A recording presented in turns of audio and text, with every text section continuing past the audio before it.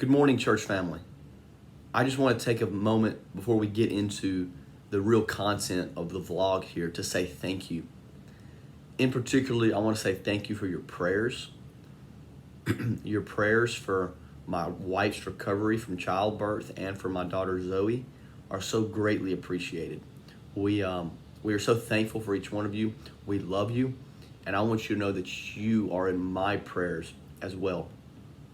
I also want to say thank you for your prayers concerning my work as your pastor, obviously, but also as my work at Manchester, as I work as a part-time teacher there and also do chapel and revitalize their Fellowship of Christian Athletes, or FCA, program. This past Thursday, which would be yesterday, we had our first FCA meeting, and we had between 50 and 65 kids there. It was a wonderful meeting. We had a great time, and I want to thank you for your prayers. God really, truly does work wonders when his people really seriously pray. So I want to ask you to continue praying for me in that endeavor. And I want to give you a look at what we talked about yesterday at our FCA meeting. It was our first FCA meeting, so we talked about, what FCA really stands for. Is it is the Fellowship of Christian Athletes. And we really talked about fellowship, and I want to share with you the same thing I shared with them, because it is so very applicable not only to kids in high school and high school, but also for us as adults in our dealings with other Christians and our dealings with the church. I want to ask you, why is it that friends are important? I think we would all answer that we all need friends for accountability, for someone to lean on, and things like that. And that is definitely true. And the same thing is true for us as individual Christians in the church. We need fellowship for three primary reasons. And the three reasons I shared with them yesterday, the first can be found in Hebrews chapter 10. And I'm going to read a little bit of that for you. And it is a verse that is so very true and applicable to the life of every Christian. The author writes, he says, "And let us consider one another in order to stir up love and good works, not forsaking the assembling of ourselves together, as is the manner of some, but exhorting one another, and so much more as you see the day approaching." You see, the author says that we need to stir one another up toward good works. And church, this is why we need one another. This is why, one reason why I need fellowship with you and you need fellowship with me, and why we all need fellowship with each other. We need to come together to find encouragement to live the Christian life the way God wants us to live. We need to be encouraged more and more as we see this day approaching. And what is this day approaching? It could be the day of coming together, but the finality of this is that it is the day approaching of the return of Christ. It gets hard. The Bible speaks of how difficult it is to live the Christian life in the latter times. And church, we're in the latter times. We need encouragement to live the way God wants us to live, and we need that from each other. But the two other reasons we need fellowship are found in Galatians chapter 6. Paul writes, "Brethren, if a man is overtaken in any trespass, you who are spiritual, restore such a one in a spirit of gentleness." See, church, the reason why we need one another is because there's going to be a time in our lives where we fall into sin. A Christian can fall into sin, but a Christian cannot stay living in sin.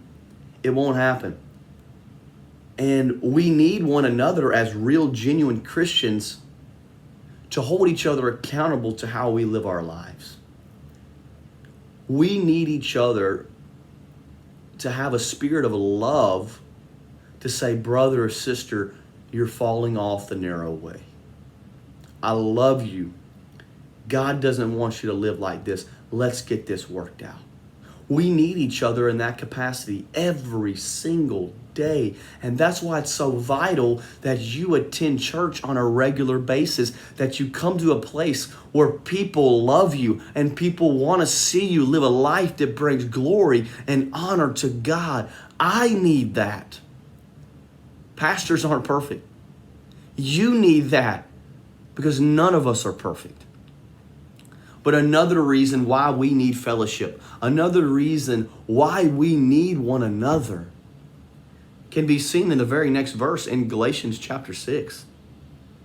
Paul writes, "Bear one another's burdens and so fulfill the law of Christ."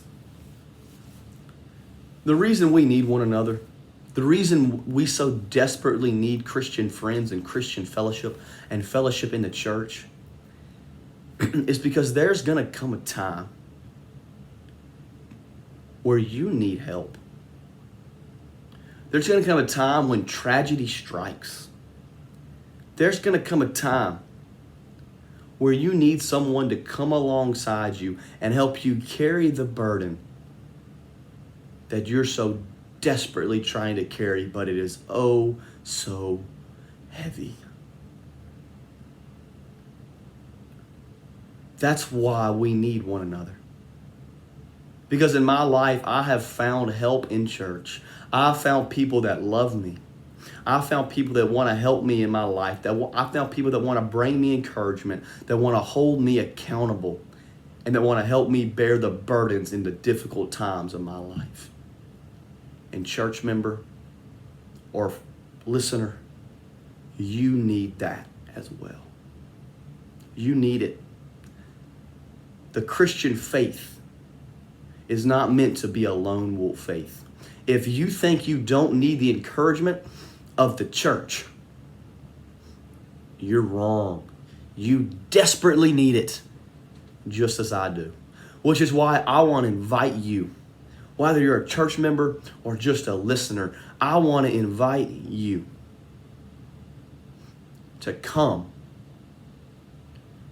to Betonia Baptist Church this Sunday. We have Sunday school at 10 a.m. and service at 11. And I want to invite you because I know our church, we are a church of love. We are a church that will bring you encouragement. We are a church that will hold you accountable with the spirit of love. And we are a church that will bear your burdens with you. Come visit us this Sunday. And if you're a church member, I can't wait to see you this week. I'm praying for you. Pray for me also.